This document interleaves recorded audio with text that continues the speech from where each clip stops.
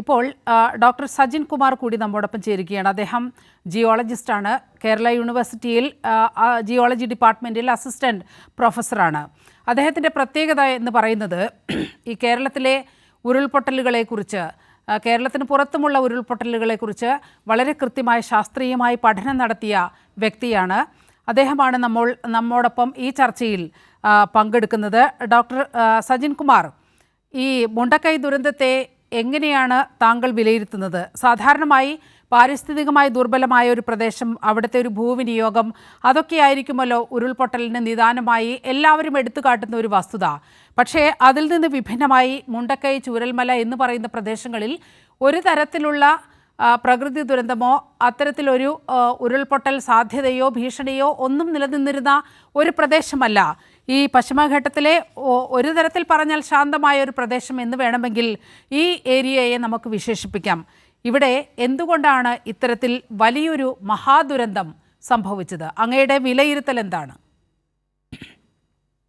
മുണ്ടക്കൈ ഭാഗം നേരത്തെ ഉരുൾപൊട്ടൽ ഉണ്ടായിട്ടുള്ള സ്ഥലങ്ങളാണ്. 1984-ലും 2019-ലും പുത്തുമല സംഭവിച്ചപ്പോൾ തന്നെ മുണ്ടക്കൈയിൽ ഒരു ചെറിയ തോതിലുള്ള ഒരു ഉരുൾപൊട്ടൽ ഉണ്ടായിട്ടുണ്ട്. ഉരുൾപൊട്ടൽ സാധ്യത മേഖലയിൽ പെടുന്ന സ്ഥലം തന്നെയാണ്, പരിസ്ഥിതി ലോല പ്രദേശവുമാണ്. പക്ഷേ നമ്മൾ 2018-ന് ശേഷം നമ്മൾ കാണുമ്പോൾ അതിനു മുമ്പുള്ള ഉരുൾപൊട്ടലിനേക്കാണെങ്കിൽ ഒരു പക്ഷേ മനുഷ്യന്റെ ഇടപെടൽ കാരണം എന്നൊക്കെ പറയാം. പക്ഷെ 2018-ന് ശേഷം കാണുമ്പോൾ മിക്കവാറുമുള്ള ഉരുൾപൊട്ടലൊക്കെ ഉൾവനങ്ങളിലാണ് സംഭവിച്ചിട്ടുള്ളത്. ആ ഉൾവനങ്ങൾ സംഭവിക്കുമ്പോഴും അതിതീവ്ര മഴ, അതായത് ഇപ്പോഴേ മുണ്ടക്കൈയിൽ ഉണ്ടായത് 2 ദിവസം കൊണ്ട് 600 മില്ലിമീറ്ററിന്റെ മഴയാണ്. ഇതൊക്കെ അതിതീവ്ര മഴയാണ്. ഈ മഴയൊന്നും ഉൾക്കൊള്ളുവാനുള്ള ശേഷി അവിടുത്തെ മണ്ണിനോ അവിടുത്തെ മണ്ണിന്റെ ഘടനയ്ക്കോ സാധിക്കില്ല.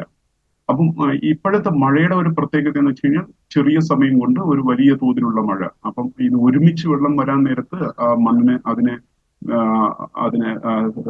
ഉൾക്കൊള്ളുവാൻ സാധിക്കില്ല. അതുകൊണ്ടാണ് ഒരു വലിയ ഏരിയ, പണ്ട് പഴയ കാലത്തെ ഉരുൾപൊട്ടലുള്ള കേരളത്തിലെ ഉരുൾപൊട്ടലുകളുടെ ഫോട്ടോയൊക്കെ നോക്കുകയാണെങ്കിൽ ഒരു നൂല് പോലെയോ ഒരു കുഞ്ഞു സ്ഥലം മാത്രം ഒഴുകി വരുന്ന പ്രതിഭാസമാണ് കാണുന്നത്. ഇന്നങ്ങനെയില്ല. വലിയ ഏരിയ, അതായത് ഒരുമിച്ച് വെള്ളം വരുമ്പോൾ ഒരുമിച്ച് പൊട്ടി വരുന്ന അവസ്ഥയാണ്. അപ്പോൾ ഇപ്പോഴത്തെ 2018-ന് ശേഷമുള്ള ഉരുൾപൊട്ടൽ ഒരു രീതിയിൽ നോക്കും മനുഷ്യന്റെ ഇടപെടൽ കാരണം എന്ന് പറയാൻ പറ്റില്ല. അങ്ങനെ ആയിരുന്നുവെങ്കിൽ നമുക്ക് എല്ലാ മാസങ്ങളിലും ഉരുൾപൊട്ടൽ ഉണ്ടാകേണ്ടതാണല്ലോ, മെയ് മാസത്തിലും ഏപ്രിൽ മാസത്തിലും ഒക്കെ. അപ്പോൾ നമുക്ക് ഇപ്പോഴും 99.9% ഉരുൾപൊട്ടലും സംഭവിക്കുന്നത് ജൂൺ തൊട്ട് ഒക്ടോബർ, നവംബർ വരെയുള്ള കാലഘട്ടത്തിലാണ്. ആ കാലഘട്ടത്തിലാണ് കാലവർഷം ഏറ്റവും തീവ്രമായിട്ട് നിൽക്കുന്നത്. അതുകൊണ്ട് മനുഷ്യന്റെ ഇടപെടലാണെന്ന് നമുക്ക് ഒരിക്കലും പറയാൻ പറ്റില്ല. പിന്നെ ഇതിനൊരു ഉദാഹരണം സഹിതം പറയണമെങ്കിൽ 2018-ൽ UNEP സംഘടിപ്പിച്ച ഒരു പ്രോജക്റ്റ് ഉണ്ടായിരുന്നു. അതിൽ ഞാൻ ഒരു അംഗമായിരുന്നു.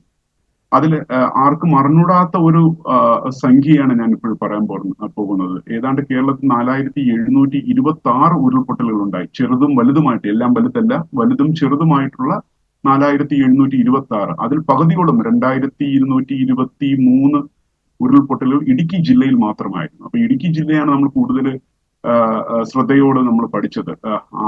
അതിൽ 2226 ഉരുൾപൊട്ടൽ ഇടുക്കിയിലുള്ളതിൽ പകുതിയോളം ഉൾവനത്തിലാണ് സംഭവിച്ചത്. നമ്മൾ എപ്പോഴും നമുക്കൊരു ധാരണയുണ്ട് ഇങ്ങനെയുള്ള ഫോറസ്റ്റിലൊന്നും ഉരുൾപൊട്ടൽ ഉണ്ടാകില്ല എന്നുള്ളത്. പക്ഷെ അവിടെ തന്നെ ഉണ്ടാകണമെങ്കിൽ അത് തീവ്രമായ മഴയുടെ ശക്തി കാരണമാണ് ഈ ഉരുൾപൊട്ടലെല്ലാം ഉണ്ടായിട്ടുള്ളത്, അല്ലാതെ മനുഷ്യന്റെ ഇടപെടൽ കാരണമല്ല. പക്ഷെ മനുഷ്യന്റെ ഇടപെടൽ ഇല്ല എന്ന് പറയാൻ പറ്റില്ല. അത് എത്രത്തോളം ഇൻഫ്ലുവൻസ് ചെയ്തു എന്നുള്ള ഒരു പഠനം ഇതുവരെയും നടന്നിട്ടില്ല.